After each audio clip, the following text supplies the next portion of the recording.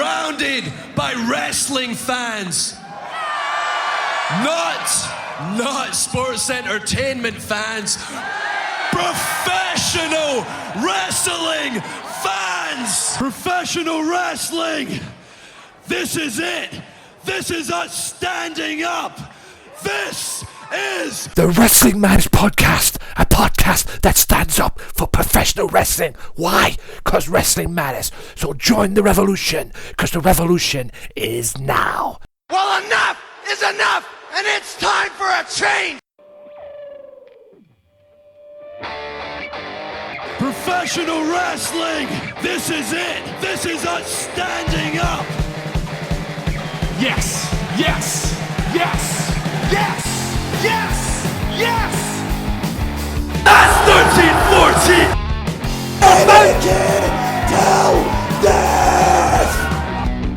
Dina, I am the best in the world. Cause that's the bottom line. Cause Stone Cold said so.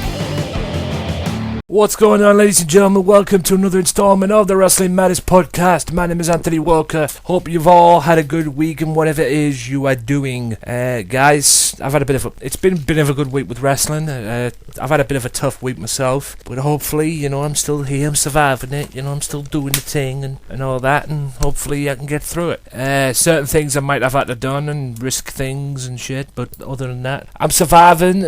And I'm not going to let the system beat me, guys. I will fight until I win. No one's going to walk all over me anymore. Anyway, hope everyone's had a good week. We're going to talk Raw. We're going to talk SmackDown. We're going to talk TNA, NXT, and Ring of Honor. Plus some promotions, shoutouts, and various other things as well to come on the podcast. Yeah, it's been kind of a weird week. In the world of professional wrestling. Brock Lesnar is returning to WWE. Brock Lesnar returning to WWE. Seth Rollins blatantly shitting himself on the actual thing. I'll talk about that in great detail later on. Brock Lesnar returning. Ring of Honor being very good as well. The contract signing. Guys, if you've watched the pay-per-view, if you've seen the pay-per-view, I know I've already know the results or anything. I'm not going to give you any spoilers if you haven't seen it. But things have happened, ladies and gentlemen. Certain things have happened, but you're going to have to find out if you haven't seen it. If you haven't seen the Best in the World pay-per-view. So, other than that though, guys, I just want to bring up a few things. Just one thing from TNA I read this week. I came across this week anyway. TNA, officials at TNA blaming Dixie Carter for the situation that TNA's in, because apparently it's gone back to having financial problems again. What a surprise. Dixie Carter, the cause or the blame for the podcast. The promotion rather. Why did I say podcast for? This is because this is the Wrestling Matters Podcast. Bear with me, guys. I just need a little bit of warming up. It's amazing how a company has gone to the point of blaming Dixie Carter for the direction. Yes, she is the leader. Yes, she runs the company and everything. But how can a company let someone run a company who doesn't know that much about wrestling? And the only reason she's got it is because of her father. Yes, she has developed since she first bought it, but she's developed into, at least, knowing to the best of her knowledge what the wrestling business is about. But it still hasn't worked, though. It's like WCW. Mismanagement. Mismanagement to the 8th degree. And it sucks, it really does suck. And I just wish that it could, come at a good time, so to speak.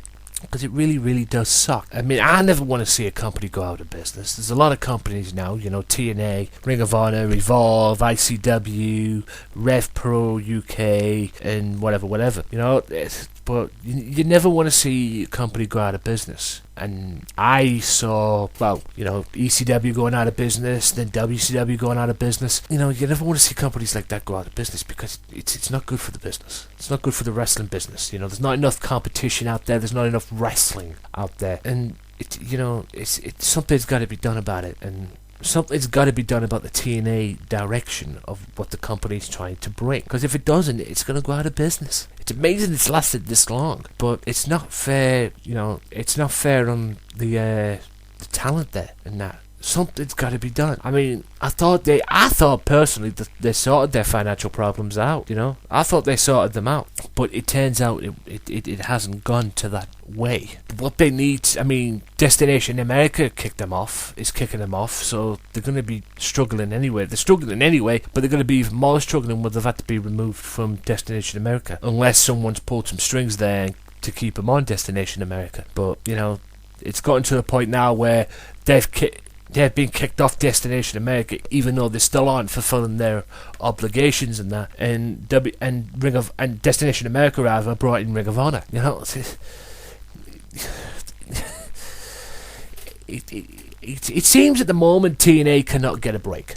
That's the way I see it. That's the way it's going down from my perspective. TNA cannot get a break, and you know, someone needs to step up in that company and do something. Otherwise, these planned tours that they've got for next year are going to be cancelled, you know, like that. I mean, that's why most of the wrestlers have left. You know, TNA and AJ Styles is no longer in TNA. You know, the backbone of TNA, AJ Styles, was the backbone of TNA. You know, Samoa Joe left for WWE. He's now just signed a full-time contract with WWE. You know, you've got Daniels and Kazarian no longer in TNA. All these guys that put, you know, these majority of guys that put the company on the map, and TNA let them go. And it's all due to financial problems. The reason why, because I believe they still would have been there to this very day. I think the mistake for me, my opinion, was bringing in Hulk Hogan to TNA. You know, because, I mean, what they need to do is bring in somebody of a wrestling mind for Dixie to say, here, create this and try and get, you know, TNA to a point where it can compete on a level, maybe not of a level of a WWE, because they tried that before and it didn't work, but maybe they can improve the ratings, maybe they can improve themselves, because that's what the company is missing at this moment, at least from what I'm reading anyway on the dirt sheets. You know, it's mismanagement, and it's just like WCW all over again, and unless something is done, it's going to be out of business before long. And, you know, I mean, Drew Galloway's there because, you know, I mean, at the moment right now, TNA signing, you know, Dixie signing people and then allowing them to go off and do other promotions, you know, and, you know, she's not allowing people going off to do GFW, Global Force Wrestling, Jeff Jarrett's promotion, or a new promotion. You know, if you sign to TNA, you can't do GFW. At the moment right now, the rate TNA is going, they'd be best off working with everybody around just to keep themselves afloat, because if they're going to start competing with people or holding grudges against people, you know, TNA with their G-Force Wrestling, because Jeff Jarrett founded the company, you know, they're not going to be around for very much longer. And it seems that at the moment GFW is looking to take over TNA spot, and you know, it may be before long that, you know, not just Global Force Wrestling, Ring of Honor, you know, you know, and all these other promotions as well. Like I say, but talking about the main two, the main big two that get talked about the most, like the Ring of Honors, they may get to a point where they'll be taking over TNA's company, and TNA will go from being the number 2 company, or at least somewhat number 2 company, to WWE, going from number 2 all the way down to going out of business. And I don't want to see that personally, but unless somebody comes in and takes leadership, even if it's Dixie herself, wishful thinking I know, but even if it's Dixie herself, somebody needs to grab that fucking company by the throat and just, you know, take it as far as it goes and take it down that road called positivity. Because if it doesn't, and it's still going to be mismanaged, I mean, the wrestlers don't even like the fact that it's like this, you know. TNA employees are blaming Dixie for this, and if Dixie can't see that there's a problem, and her own employees, and a few of them are even threatening to walk out to go to GFW, you know, if she can't do nothing about it, then maybe it's best that TNA goes out of business. And I'm ashamed to say that, and I'm sorry to say that, but unless something is done, TNA ain't going to be around for very much longer at this rate. Anyway, that's just my opinion on this, guys. Everybody will have their own opinions. If you want to give me your opinions, go to @WM Podcast on Twitter and Facebook.com/WM Podcast as well. Or if you want, go to my YouTube page, the Wrestling Matters channel YouTube page, AJW Wrestling Matters on YouTube, youtube.com/AJW Wrestling Matters, and leave it in the discussion section. Or if you want, leave it in the video as well, the episode, in the comments section underneath. It's very sad to be talking about TNA, because I don't know if it's saying next week, or in a couple of weeks, I hope to be talking about Slammiversary. Because Slammiversary is going to be on pay-per-view in a couple of weeks, and it's going to be over here on Challenge, and I hope to be discussing that as well. I will be watching Slammiversary. Yes, I can't believe I just said that, but I will be watching Slammiversary since it's going to be over here in the UK live at 1 AM on Challenge on Sunday night, June 28th. They need that to deliver. They need that Slammiversary pay-per-view to deliver, and deliver in bucket loads, and do it quick. Because if it doesn't, then TNA's going to drop out. And it's, like I say, I'm not saying this as hating TNA. I'm just giving my opinion on the whole situation with TNA's mismanagement and whatnot. I mean, because TNA's got some great wrestlers. But, you know, it's one thing having the wrestlers, and unless something's done, it'll probably come to a point where they can't even pay the talent. But anyway, that's just my opinion on the whole deal, and I'll leave it there in that. And I'll take a little quick commercial break, guys, and then hopefully after this we'll get down to some positive things. And we'll talk TNA. We'll talk TNA and Raw, SmackDown, NXT, and Ring of Honor. But we'll begin with Raw right after this, so stay tuned.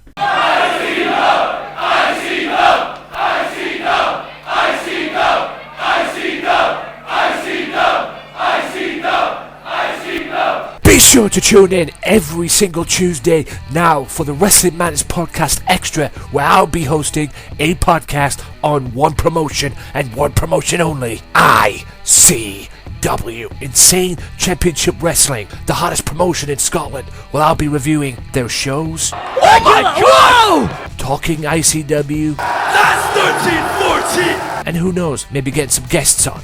So be sure to tune in to the Wrestling Madness Podcast Extra ICW podcast, Insane Championship Wrestling, every Tuesday on YouTube, Podomatic, Stitcher Radio, downloaded free at iTunes, Mixcloud, and SoundCloud. Wrestling Matters, wrestling fans. World, look into my eyes. When you see me on a show, when you see these fans, you know you've got the best in the damn world. We are ICW and you're gonna know our name. Here we fucking go! Welcome back, ladies and gentlemen, to the Wrestling Matters podcast. And now, I forgot something before the break. I said I was going to do Raw, and I am. But I'm going to put that on hold for a second, because I actually forgot something. I forgot to talk about something. And I'm going to do that now, before I decided to before I do the Raw main points. This past week was Money in the Bank pay-per-view. As you well know, Money in the Bank, I saw it on the network, and it might be a very average pay-per-view for me. Now, don't get me wrong, it started badly because of what happened on the pre-show. You have Ron Killings going over on Wade Barrett. Enough said on that one. Now, first mistake of the pay-per-view. You can call this a pipe bomb, by the way, guys. You can do what you want. It's up to you. It's up to you what you call it, but this is just my opinion on how bad, in my opinion, very average, the pay-per-view was. You have the Money in the Bank that started the whole show. You have Money in the Bank. It is a Money in the Bank pay-per-view. Yes, the world title match should be on last, yada, yada, yada. But you have the Money in the Bank pay-per-view, and you have Money in the Bank kicking off that pay-per-view. You have the match that the pay-per-view has been built on, and you have it be the curtain jerker. That should be the last match on the card, okay? Have the world title before that. The world title match before that, okay? Or if better, or if need be, have the world title match last and put the main of the Money in the Bank match before it. I got no problem with that. It should be the main event, the Money in the Bank match, because of what happened. Because it isn't the Money in the Bank pay-per-view. It just makes no sense to me. How are you going to have something that the pay-per-view is built on curtain joke the pay-per-view? It's ridiculous. What bigger ridiculous it was when I first saw this is who won it. I predicted Roman Reigns, and as well as many other people predicted Roman Reigns, but Sheamus won it. Now, I thought about this after it happened, and the only suggestion to me is I read on the dirt sheets that Ryback was not supposed to win the Intercontinental Championship. It was supposed to be Sheamus. Now, I don't know what that's all about, but maybe they gave Sheamus, they thought, oh, we're not going to put the Intercontinental Championship on him. We'll give him the Money in the Bank match instead. I'm not condoning it. It makes no sense. They should have put it on Reigns. They had Bray Wyatt come out to fight Reigns, to cost Reigns the championship. That just makes Roman Reigns look even stupid. Now, leading to this point where we are now, I understand why they did it. because from what I'm hearing, and there is a leaked picture kicking about on the internet of the 2015 main event match at SummerSlam. I'm not going to tell you what it involves, but it involves the world title, and let's just say we may see WrestleMania Part 2 at SummerSlam. It's leaked, it may happen, the picture of SummerSlam, the main event, but it may change. We don't know. Time will tell on that indeed. Because like I say, this is WWE you were talking about. They said they're going to do one thing, they may go and do the complete opposite. Now, that was the first of many mistakes of the evening, that Money in the Bank match, in my opinion. The second mistake was the Divas match. Now, pretty good Divas match for what it was. But you did what you did on Raw again with this twin magic. It makes no sense considering the way they look like it, and how the referee doesn't pick that out is beyond me. WWE booking at its blatant best. It's getting to a point that back in the day they couldn't tell who the Bellas were, but now it's getting to the point now where we know who the Bellas are. We know which one's which. Yes, they are twins. So not only do they need to stop this twin magic now and just forget about it, they also made Paige look like a complete tool. It makes no sense, and you wonder why I hate the Divas division, because of BS like that. It really does not make sense whatsoever. Now, there was one positive out of the whole evening,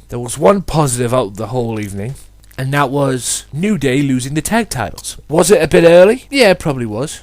Maybe a little too early for the primetime players to win the tag belts. But am I complaining? No, because now we don't have to hear New Day be tag team champions anymore and gloat over it. And I'm all for that.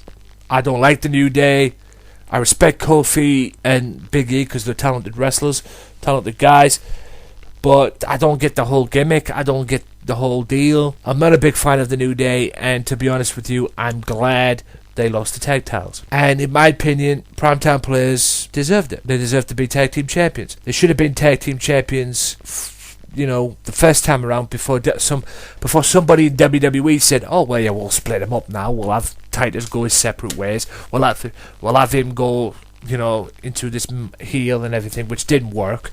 And then we'll book him and put him in a tag team with Heath Slater. Some people are going to see this as, Darren Young's always... The primetime players is only the tag team champions is because Darren Young came out, said he was gay and this, that and the other. Something around about that. Bullshit, okay? Cut that crap. Primetime players deserve to be tag team champions, and fair play to them for doing it. Fair play to Darren Young for coming out and saying what he is and...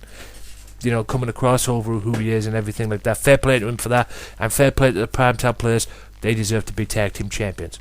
Again, just like the Usos, they're on that list of deserving tag team champions. And like I say, fair play to them as well with that. Now, for the World Championship.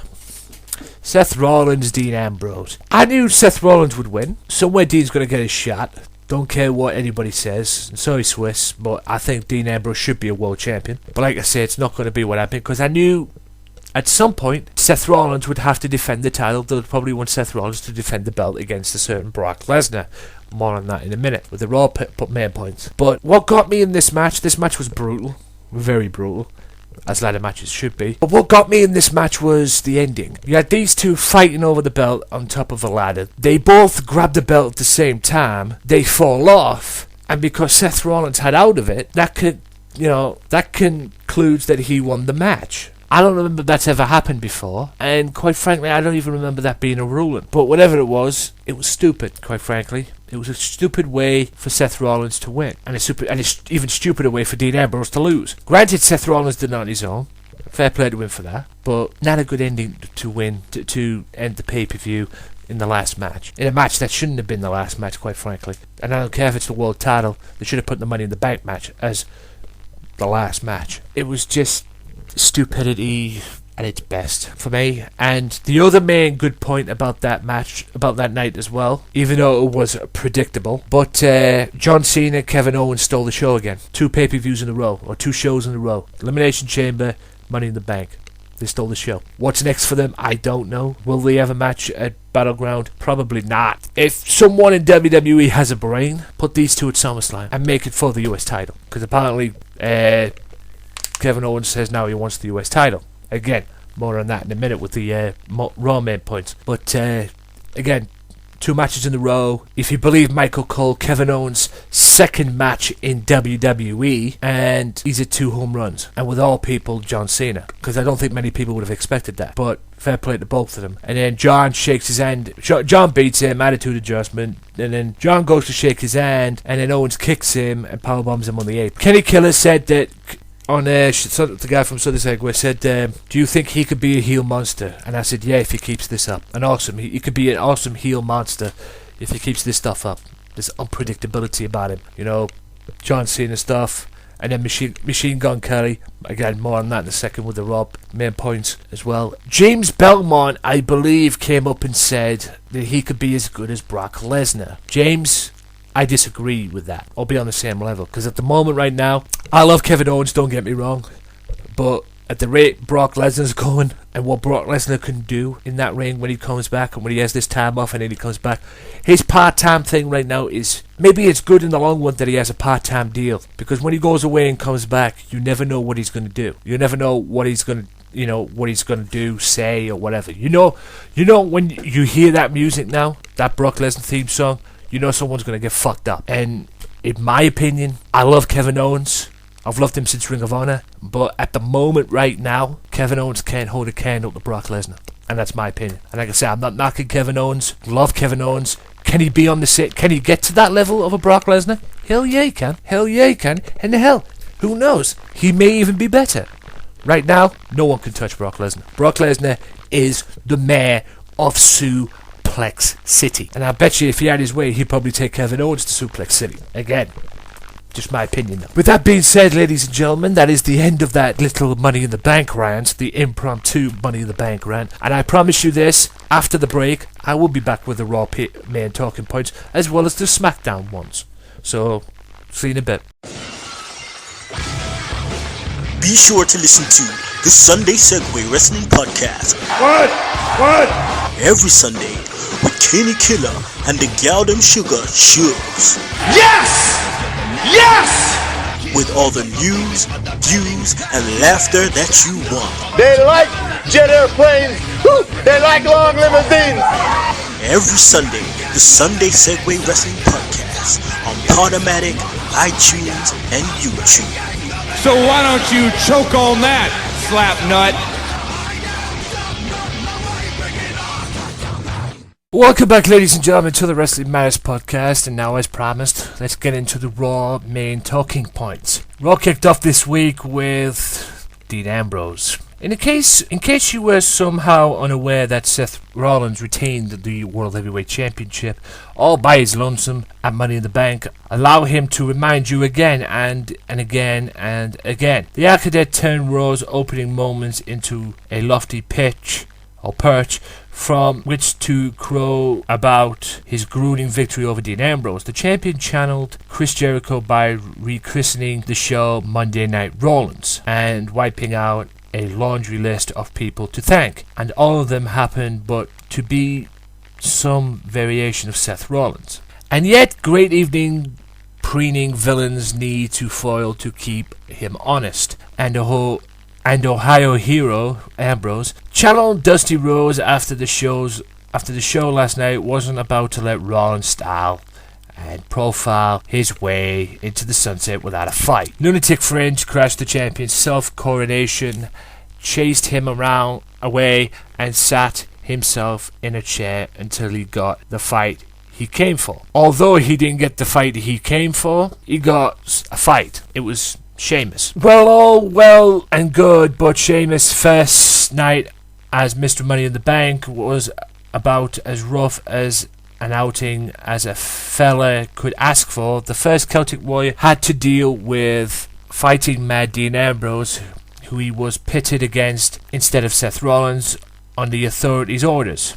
The Lunatic Fringe made an example of Sheamus, gimpy leg and all, by unleashing a fight so strong the Irishman decided to exercise his rights as Mr. Money in the Bank and ditch the match altogether. If only it were that simple though. Sheamus made it halfway up the ramp, only to be intercepted by Randy Orton. The Viper appearance stopped Sheamus short and allowed Ambrose to put him away with a pin, after which Orton beat the Irishman just short of an RKO. Sheamus escaped that move, so to recap, Sheamus tried to walk out in protest, got stopped by Orton, lost the match 1-2-3 and got beat up some more. How did the old shit go? Oh yeah, tough luck, fella. I think that's tough luck. But anyway, it's spelled Laoch.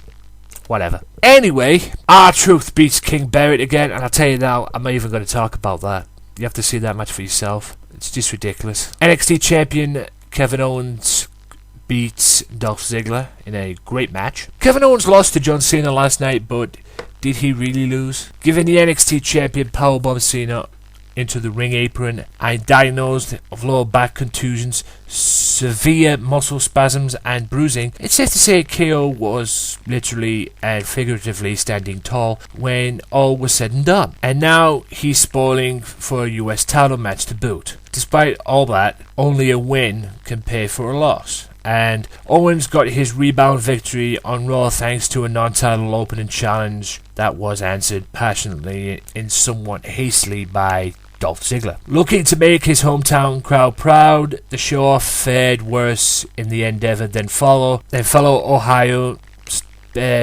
representative Dean Ambrose early in the night, which isn't to say Dolph didn't keep it close. Zigman kept pace with the NXT champion and even reversed a pop-up powerbomb into a zigzag. But the fight took so much out of Ziggler he couldn't make it. He couldn't make the cover in time. Owens answered with a super kick and a pop-up powerbomb for the win. Kane beats Randy Orton thanks to some shady abusive power by Kane and a bro kick by Sheamus to get his revenge. Miz defeats Big Show by a count out. I didn't even talk about their match at the Ryback match at Money in the Bank with Big Show because it was just poor, basically, and not a good way to start as Intercontinental Champion as far as title defenses go with Ryback. Not a way to start your Intercontinental Championship run, and I know it's not your fault, Ryback. It's WWE's, but to have Big Show lose the way he did to The Miz by countout because Ryback distracted him on the outside. I don't know, you can see that either way. It was just two heels going at it basically, and Ryback getting the last laugh on Big Show. Roman Reigns called out Bray Wyatt. The reason, as it turns out, was simple. Rather than shower Roman Reigns in riddles and half-truths, when ordered to explain his actions at Money in the Bank, Bray Wyatt gave it to the big dog, short and sweet. Reigns cost him a chance to enter the Money in the Bank match, so he had to go anyone but you, was the Ito of Worlds elaboration. Then he followed with some tiny velvet threats against Reigns' daughter. For once, Reigns might want to actually consider that age-old command of run. But we all know the big dog won't do that. Bella Twins defeat Paige. I'm not even going to say anything about that. One of the most controversial things of the night. New rule for future musical guests. Don't dedicate your performance to John Cena while Kevin Owens is around. After Machine Gun Kelly and Victoria, Mona decided to pay homage to the champion in musical form with a performance of Machine Gun Kelly's hit A Little More. The NXT champion made his second appearance of the night with a hit of his own. His attack was celebrated immensely by Owens powerbombing MGK off the stage, through the tables to the floor. Again, pardon me, there was a lot to read there, but yeah, statement made. Now, I actually heard through the dirt sheets that was supposed to be an angle, and Kelly was supposed to stay down and sell it and wait for the guys to come out, but he didn't, because he got back up and went to the back. So, whether that's going to continue or not, I don't know. A lot of people enjoyed that, a lot of people liked that, a lot of people didn't. And I know Machine Gun Kelly didn't. Now, 6-man tag. The tag champions, Primetime Players, and Neville defeat the New Day. I'm all for that. What was going to happen to Seth Rollins? Who was he going to face next? And I can tell you this right now. He's back. After a whole night of the authorities teasing a mystery opponent for Seth Rollins' next title defense, and Rollins himself baiting allies into accepting the position. Triple H and co. made a heartfelt hard left in Raw's final moments of the evening. He summoned the mayor of Suplex City. That's right, the mayor of Suplex City is back. Brock Lesnar from exile, naming the Beast Incarnate as the Architect's #1 contender for Battleground. Despite Rollins' eagerness to live up to whatever pressure came his way, the authorities' decision to unshutter Suplex City as potential punishment for Rollins' recent attitude left the Architect literally shaking in his boots. That is, at least until he beat a terrified Retreat. And the decision best for Rollins' personal health? Probably not. But for once, the authority and the WWE Universe are on the same page in saying it is definitely best for business. Oh boy, Mr. Rollins. At Battleground, you're going to Suplex City. And that is the end of the Raw main talking points, guys. So without further ado, let's get on to SmackDown. SmackDown kicked off this week with Sheamus. Sheamus kicked off SmackDown relishing in the fact that he won Sunday's Money in the Bank pay-per-view. Money in the Bank and getting the contract, and making it clear that no one was going to stand in his way. Dean Ambrose soon interrupted, offering to beat the Celtic Warrior for the second time in the week. He also suggested that he should steal the Irish superstar's briefcase and give it to the superstar, consider it the rightful owner, Roman Reigns. Before they could settle things between them, Director of Operations Kane opted to team himself with Sheamus in a 2-on-1 handicap match, and Ambrose's disrespect was with an ass-kicking. Just when the numbers game began to catch up with the Lunatic Fringe, though, Reigns launched a surprise attack, although his interference brought an end to the match by disqualification. In the end, the brothers in arms were standing tall. The WWE Universe learned that the four superstars would meet again in the main event later in the evening. So what went from a handicap match later went to a tag match, and that was the main event. Brie Bella defeats Paige. Not even going to talk about that. Dolph Ziggler gets a victory over a job Bo Dallas. I'm all about that all day. Neville beats Xavier Woods thanks to a little bit of help of the tag team champions evening the odds, because it was 3-on-1 for a minute, and then the Primetime Players came out and put a halt to that and helped Neville get the victory. Seth Rollins responded to the re-emergence of Brock Lesnar. WWE World Heavyweight Champion Seth Rollins journeyed to SmackDown to publicly respond to Monday night's monumental Raw return of Brock Lesnar, the mayor of Suplex City. The Architect acknowledged that his showdown with the Beast Incarnate was how it had to be for him to cement his legacy. He then claimed that his #1 contender knew how just dangerous the future of the WWE could be, and that he couldn't wait to face the Beast Incarnate at WWE's Battleground, July 19th. We'll have to wait and see on that one. In an explosive contest and a great match as well, NXT Champion answered Cesaro's challenge by overcoming the Swiss Supermans with a devastating pop-up powerbomb. Great match, by the way, back and forth. I felt like I was watching Ring of Honor watching this match. I did. Good to see these two getting some pushes. Now, the main event. In the height of SmackDown's main event tag team clash, that pit Roman Reigns, Dean Ambrose versus Kane and Sheamus, Reigns rose above the chaos to hit a Superman punch on the Celtic Warrior. But just when he looked ready to follow up with a spear, Bray Wyatt appeared on the Titantron and once again banished a picture of Reigns and his daughter, with Reigns completely thrown off his game. Sheamus hit a distracted adversary with the bro kick for the win, and Wyatt wished his black-clad adversary a happy Father's Day. The lights went out. When they came on, Reigns was down with a picture of his little girl sitting next to him. Is Reigns letting the mind games get to him? Because I have to find out on Raw this coming week.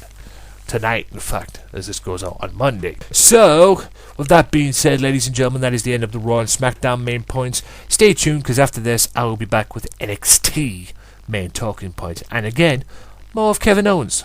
So stay tuned. for new episodes of the Wrestling Matters podcast, as well as other great professional wrestling related content, be sure to check out the Wrestling Matters channel on YouTube at www.youtube.com/AJW Wrestling Matters. You'll get weekly episodes of the podcast, and you'll get other great wrestling content as well. Be sure to check it out, subscribe, like, and do all that good stuff. The Wrestling Matters channel, where wrestling matters, on YouTube. Welcome back, ladies and gentlemen, to the Wrestling Matters podcast. And without further ado, I won't waste your time. Let's get right into it. Let's get into the NXT main talking points. Now, Enzo Amore, Colin Cassidy, and Carmella defeat Blake Murphy and Alexa Bliss. The playing field was even this week, as the realest guys in the room teamed up with Carmella to take on the NXT Tag Team Champions and Alexa Bliss. The bout broke down quickly, with all 6 competitors brawling in the ring, with Enzo and Big Cass emerging with the advantage, sending Blake and Murphy over the top ropes to the arena floor. Back in the ring, the champions and Bliss took control, isolating Enzo in their corner and keeping a fresh man in the ring with quick tags. Amore was able to fight out of the corner and tag in Carmella, also forcing Bliss into the bout. After a quick scrap, Bliss wanted no part of the Princess of Staten Island, sending Blake into the clutches of Big Cass. Cassidy steamrolled through the NXT Tag Team Champions, setting Enzo up for a top rope splash to claim a huge victory. Now, the next match after that was returning to action after being attacked by Dana, Brooke, and Emma. Charlotte looked impressive against the new WWE Performance Center recruit Cassie. The Australian Diva showed no fear taking on the former NXT Women's Champion, but Charlotte put an end to Cassie's offense quickly. The genetically superior Diva hit Cassie with the spear before locking in a figure 4-8 to earn the win by submission. And now on to the main event, which ended in a no contest, and it also had the match that everybody wanted to see, which was Samoa Joe, Kevin Owens, ending in a no contest. Right from the opening bell, Joe showed he wasn't buying into Kevin Owens' games when Owens exited the ring in the opening moments of the match. Joe followed him out the ring and got right in his face. When the NXT champion tried to trash talk his foe, Joe responded with a fury of punches. In a rare moment of verbality, Owens scrambled away from the ring in the midst of his rival's offense. Joe gave him no reprieve, chasing him down, getting him back in the squared circle. Owens eventually stopped Joe and slowed things down to his pace, though Joe battled back, and fights soon spilled out onto the floor, where Owens attempted to powerbomb his rival on the ring apron like he done Sami Zayn, Kevin Owens, Sami Zayn, John Cena, Alex Riley, and Adrian Neville since arriving in NXT. However, Joe escaped, setting off a brawl that the referee tried to pull apart, only to be crushed between the two brawlers. It took even every referee to separate Joe and Owens, but when the NXT champion insulted Joe, there was no stopping Joe from going after him. The ring filled up with referee security, but nothing could keep them apart. With their first encounter ending in a controversy, there's no doubt Samoa Joe will do anything to get his hands on Kevin Owens again. Question is, when? And will it be for the NXT Championship? We will see. Hoping that is, and granted that is, Kevin Owens will still be NXT Champion after July the 4th. And on July the 4th, they will be in Japan, WWE for a live event, which we could see on the WWE Network. And Kevin Owens will defend the NXT title against Finn Balor in Japan. And all being well, I will take great pleasure reviewing that on this program. On this podcast, rather, so stay tuned for that. But with that being said, that is the end of the NXT main talking points. Take a quick time out, get my breath back a little bit, and after that, I'll be back with TNA, so stay tuned.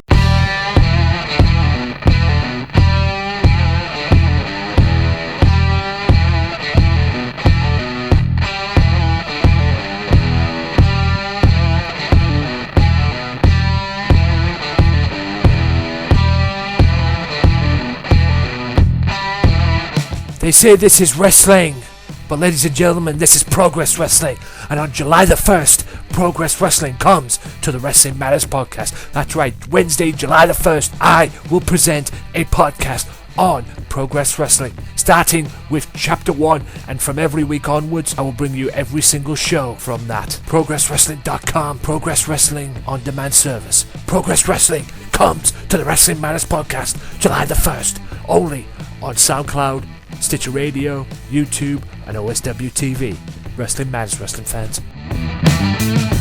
Welcome back, ladies and gentlemen, to the Wrestling Matters Podcast, and without further ado, we're not wasting any time, let's get right into it. It is TNA Main Talking Points. Now, contract signing began the Impact this week, and culminated with Angle says EC3 is very talented, but that the big fights were made for him. Angle says EC3's undefeated streak will come to a close because he is healthy now. Kurt Angle signs the contract. TNA officially announces the match and says each man have agreed a tune-up match where they'll pick one other's opponents. Angle announced that EC3 will be facing Lashley. So, anyway, moving on to the next match, which was Eddie Edwards challenging Bobby Roode, and he got his wish. And the match ended with Edwards hits to the top rope midair, dodges his airborne opponent, and connects with a spine-buster near fall of his own. And Edwards regroups in the center of the ring. Roode taunts Davey Richards. Richards leaps onto the apron after Roode spits in his face, while referee's distracted with Richards. Roode motions for someone from the back. Austin Aries rushes to the ring with a chair. Roode swings and misses, creating an opportunity for Edwards to score a pinfall victory. Eddie Edwards, the winner, and after the match, Davey Richards announces the fourth match in this best of 5 series will be Full Metal Mayhem. No doubt that will go down at Slammiversary. Now, I'm not even going to talk about the next match, which was Bram challenging another member of the old Impact roster, which was Joseph Park. So you can figure out who won that one. Double or Nothing. Awesome, Kong, and Brooke beat the Dollhouse, and Tyrene did not like that one bit. Chris Melendez declares war on Eric Young. Eric Young says that in this chapter of Melendez's life, he is a 5-star general, he is calling the shots, and that he is God. Young says Melendez is a nobody and nothing, that in professional wrestling he is at the top and Melendez is at the bottom. Young says he knows Melendez wants revenge for what he did after the Hardcore War, but that his actions were spontaneous. He asks Melendez what he thinks will happen, and he's had time to think about what to do. Young says Melendez really needs to consider whether or not he really wants to be alone in the ring on one leg against the world's class maniac. That's what he said, a world-class maniac. Melendez says that he'll meet Eric Young in the ring next week. Can't talk about that to a former soldier. Jesse Goodard attacks DJZ, and then Robbie E comes out and tries to save the day, and Robbie E and Jesse will meet at Slammiversary. James Storm goes one step too far again. You just watch the video on the TNA YouTube page for that. I don't know what the hell he's playing at. And the main event, which saw Lashley against EC3, which ends in Lashley sends EC3 into Earl Hebner. Earl falls from the ring and Lashley connects with a spear. Without an official, Tyrus drops an elbow to Lashley to break up the count. He pulls EC3 over Lashley, and Brian Hebner emerges from the back. Lashley kicks out at 2. Tyrese attacks Brian Hebner. Then he powers Lashley to the mat. Another referee comes to the ring. Lashley's out at 2. And yes, he attacks the third referee. Then he turns into a spear from Lashley. The distraction allows EC3 to connect with the chair shot and the 1%er. Earl Hebner's back in the ring, and EC3 remains undefeated as well. So, be interested to see who the opponent is for next week. We'll find out this coming week on Impact. And that'll be it for the TNA Main Talking Points, guys. And I'll be back after this with Ring of Honor. So stay tuned.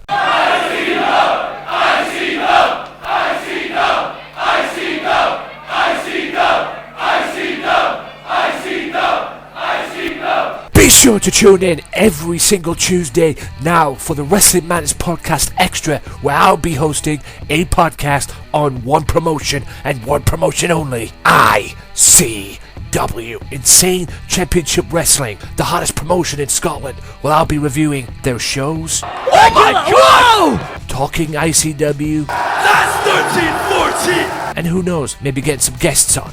So be sure to tune in to the Wrestling Matters Podcast Extra ICW podcast, Insane Championship Wrestling, every Tuesday on YouTube, Podomatic, Stitcher Radio, download it free at iTunes, Mixcloud, and SoundCloud. Wrestling matters, wrestling fans. World, look into my eyes. When you see me on a show, when you see these fans, you know you've got the best in the damn world. We are ICW and you're gonna know our name. Here we fucking go! Right, ladies and gentlemen, welcome back to the Wrestling Matters podcast, and we'll get right into it right now, not waste any time. We'll get into the Ring of Honor review. Now, Ring of Honor kicked off this week with something quite disgusting, quite frankly. It was supposed to be the Decade versus the War Machine. Now, to start off, BJ does it again, just what he did to Moose when he was supposed to wrestle Moose. He golds Colby Corino into taking this match instead of him. Colby starts the match, Rowe tries to talk him out of it and get him to listen to his dad, but Colby slaps Rowe. Hanson slams Colby after being tagged in with a sidewalk slam. War Machine tag in and out, Colby destroying Colby, gets up, Colby Corino gets up, goes to tag in Page, but Page turns away, proof surely to Colby that they're just using him. War Machine hit the Fallout and get the victory. They just end it. They just pick him up and just end it there with it. And as it goes to a commercial break, Steve Corino is pissed and gets up out of his seat, takes his jacket off, and tries to get in the face of BJ. Is this going to end up with BJ versus Steve Corino at some point? I hope so. Back from the commercial breaks, Cedric Alexander is in the ring saying that it's do or die and calls out Moose. Leads to a match. Quickness advantage with Cedric, power advantage with Moose early on. Cedric dropkick gets a near fall. Moose hits the pole outside, advantage Cedric. Moose hits a dropkick on Cedric while Cedric is on the second rope as ROH goes to break. Back from the break, Cedric gets advantage after hitting a dive on Moose. Cedric taking it to Moose, hits a springboard DDT and gets a near fall. Moose hits a pop-up clothesline and gets a near fall. Toe-to-toe in the middle of the ring, both men. Moose goes to the top, Cedric catches him, hits 7 drop kicks on Moose, and then Cedric goes for the 8th drop kick, but Moose hits a spear and just flattens him. Now, this is what happened at the end.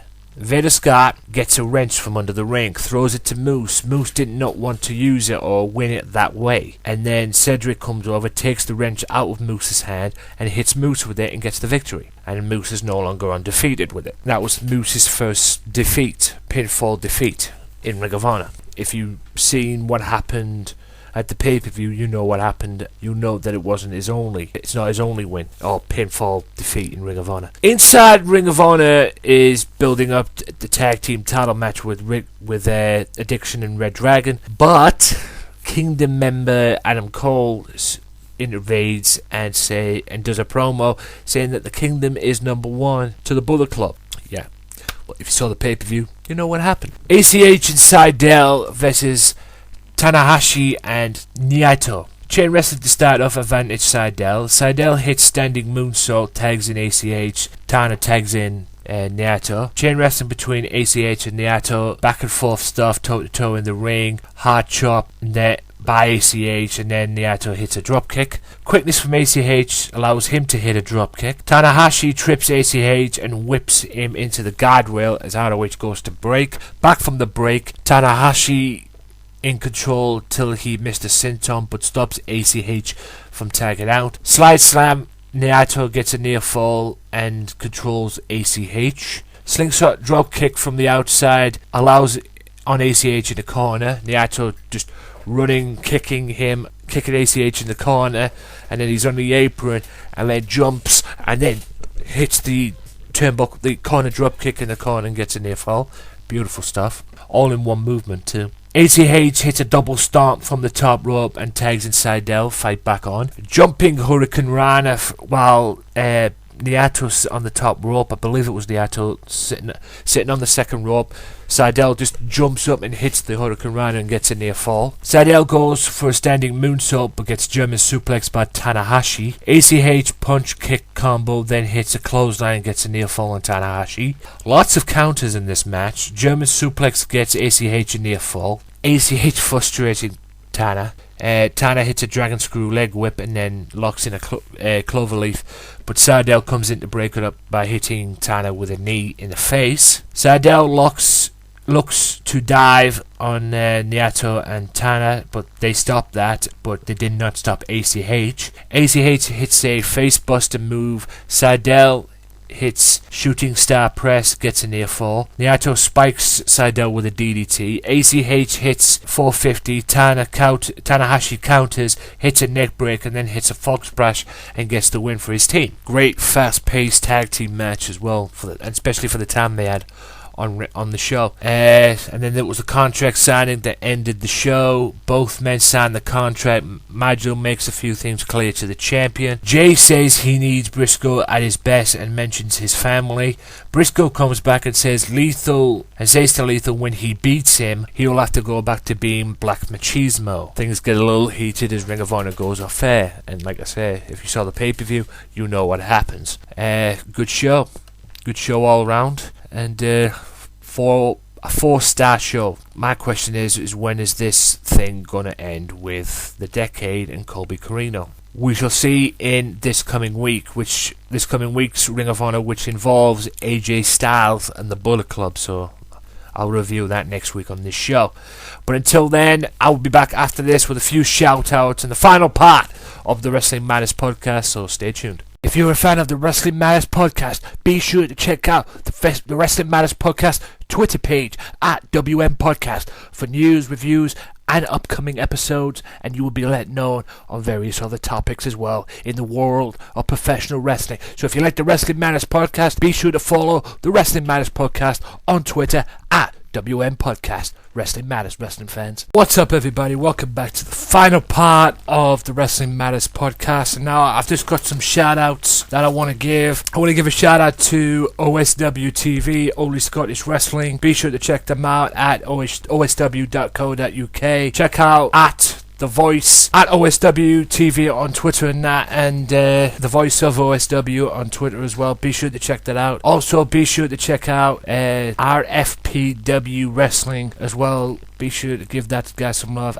Check that out on Twitter and get all the information on there on his Twitter page. He's helped me out with the Weebly website and that, and I greatly appreciate it. And also be sure to check out the ICW podcast tomorrow as well, which is the third and fourth episode of the ICW Friday Night Fight Club as well, but it's the full show tomorrow, so be sure to check that out as well. And that's about wraps it up for the podcast. Also, guys, make sure you check out TWT, the official TWT on Twitter, facebook.com/TWT Wrestling, and be sure to look out for more information on future podcasts regarding Total Wrestling T-Side. I can say this right now, I have got in touch, emailed the boss, the guy who runs TWT. Hopefully I'll get some more information in the coming weeks on what's to come on TWT at their show October 30th, Halloween night, so be sure to check that out. And until then, guys, thank you so much for watching. Thank you so much for your support as well with the Wrestling Matters podcast. I have hit over 500 likes on the Facebook page, which is facebook.com/WM podcast. Your support, guys, means that I'm doing something right with this podcast and makes everything I'm doing worth it.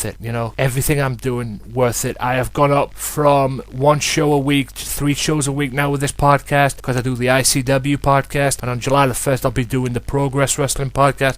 Be sure to check that out as well, and your support means a lot. Also follow WM Podcast, the Wrestling Matters podcast on Twitter. And until next time, ladies and gentlemen, my name is Anthony Walker. Thank you so much for listening and watching if you're seeing this on YouTube or whatever. And until next time, guys, peace out. Well, enough is enough, and it's time for a change! Professional wrestling! This is it! This is us standing up!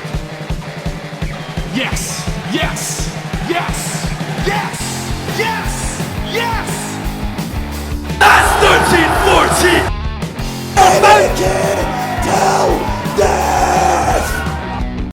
Dina, I am the best in the world. Cause that's the bottom line. Cause Stone Cold said so.